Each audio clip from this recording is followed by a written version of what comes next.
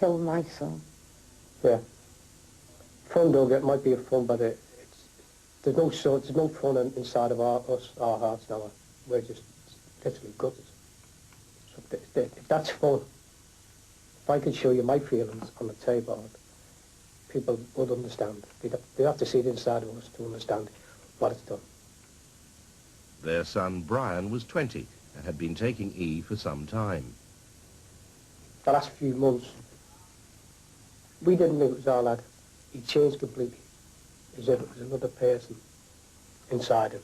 It was him visually, but there was someone else inside him, and he just changed completely. You couldn't talk to him without him shouting back at you or something like that. How so far is that, mate? It was just a nightmare.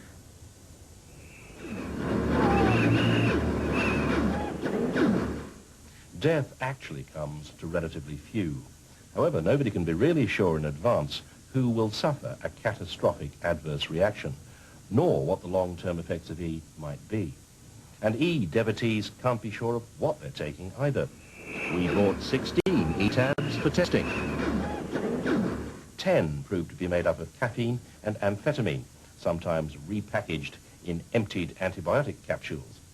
So, in effect, those who take E are playing double-barreled Russian roulette. And Coroner Roy Barter, who held the inquest on Brian Moss, says that even if users do buy the right stuff and don't die, they face another problem, the long-term one.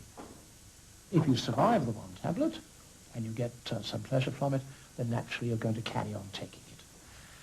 And the danger is then, as with any drug, as you take it as the weeks pass, the effect of the drug may well begin to wear off a bit. You're not quite getting the same lift, the same excitement, the same passion that you did the first time. So if you've got the money, if you've got 10 or 20 pounds, to buy a second tablet, you'll buy a second tablet. For all I know, a third tablet as well. Now you're getting up into the danger levels now. You're now getting to a level where toxicity is a very great danger indeed. And that very great danger is enhanced by the threat from Holland. Before snaring the man who supplied his brother, Sam Hutchinson was keen to point out the effect that E had had on his family. A lot of heartbreak. Obviously you lose one brother and then 2 more are locked up in prison. It's a stressful thing for any family. What advice would you have to some youngster going to a rave and being offered E? I'd say stay well clear of them, because in the end, you're just going to mess your lives up. You're going to maybe not become dependent on them, but as all drugs, they'll destroy you. Using Jonathan's contacts, Sam arranged for us to meet 2 of Holland's major suppliers. Posing as big backers of the British rave scene, we asked how much they could supply. The reason I'm interested is it's a big market in Britain. But no, we can get 100,000 teenagers. If you want more, that's no problem at all. We started now first with 100,000. And it goes well for you and it goes well for us, you know. And they'll be, do they come in capsule form or is it a press tablet? Press tablet. Okay. And if it goes extremely well, we hope to have shifted these within a month. How many could you do? How many E per shipment could you do if it goes well? Depends on you, what do you want? 100,000 every 2 weeks or something like that.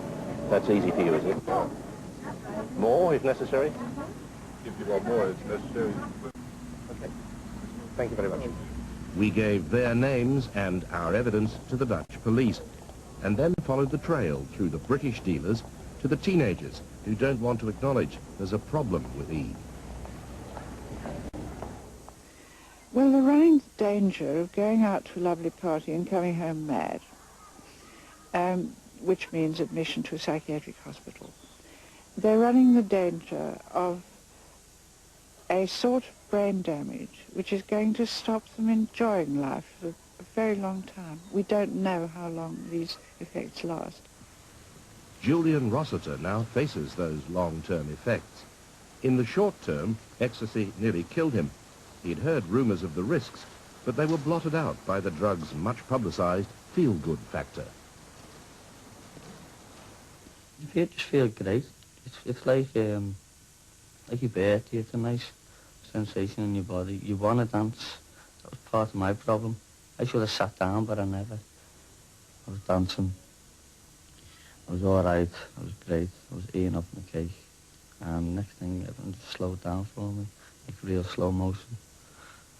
Then I went into a massive epileptic fit, which was like my heels touching the back of my head and all noises coming out of me. They had me on a breathing machine, and it was so many hours before they turned it off. And they brought the priest in twice to give me the last rites, so my mother told me. I didn't know it was that close till a couple of weeks later. But like he said, if he does survive, his brain could be damaged. If his brain's not damaged, his body will be damaged. Definitely off it now. But the ones that I still hang around with, there's a few like I don't knock about with them now. They take tablets, but my close friends don't bother. They've seen how bad it was, like especially Wayne, like he was there and he seen the fit, and it was really bad. LSD for cash, guaranteed, strictly free, no crumbs for these. In Worcestershire, an illegal rave. Illegal because it was held without anybody's permission. Come on, I don't want to buy some of these sort of rave all night. Illegal raves are far more frequent than legal ones and are often literally drug supermarkets. The drug dealers operating unhindered, as if their wares were legal. I don't think personally that ecstasy should be legalised at all, if indeed there is any movement for its legalisation, because we are dealing with a killer drug, a drug which can and does kill. Kill in an acute form, kill out of thin air, kill out of the blue. In Holland, the attitude to drugs is much more liberal. At this rave, ecstasy bought illegally can be taken without police hindrance to a store called the Safe House. The newly purchased tablets can be tested. If the test turns them brown, they're not ecstasy. And the buyer won't use them. But if the test turns the tabs slate grey, then the tablet does contain ecstasy. So can we in Britain learn from the Dutch experience? In Liverpool, drugs counsellor Alan Parry, himself a former addict, argues that the problem would be better handled if the drug was legalised.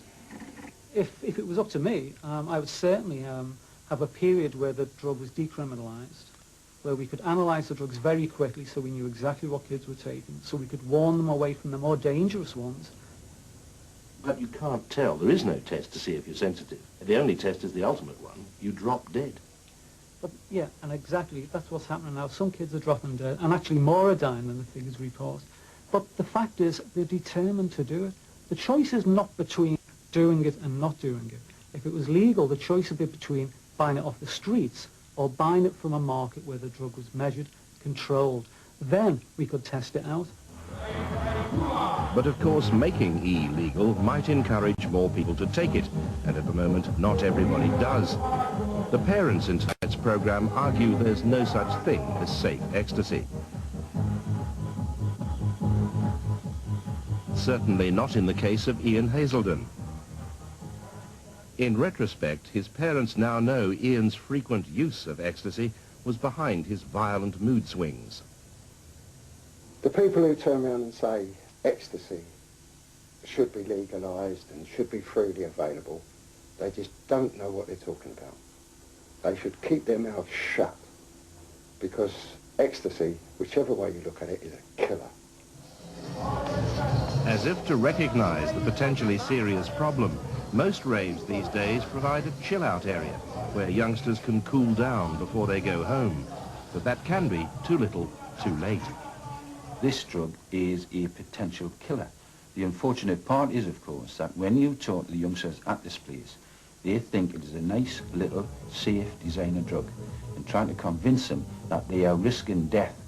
And the deaths are of ages between 16 and 24, 25, young, fit, nice young people, all of a sudden cut off in the midstream of their life. And kids should be advised to keep off of it. stay away from it. And pushers and people like that, they should get life imprisonment as far as I'm concerned. They killed my son. Some scum out there, which I wouldn't call them, killed my son and ruined our family's life by selling him 4 or 5 stupid tablets. Basic Productions are building the raver ringers will rival all others. Put the heat back in the scene with Basic, to be held in Leeds starting on Friday the 20th. Today, Sam took a brave step. He decided to set out details of his brother's e-network for the police. For operational reasons, we can't show the dealers involved, but Sam's list and our basic evidence has been passed to Scotland Yard as the raids go on. There's more to come from Basic. We get brought into the world to bury our mother and father, but not to bury your children. Not that age. For that reason. Okay, there's all sorts of reasons. People died, like, but tablets.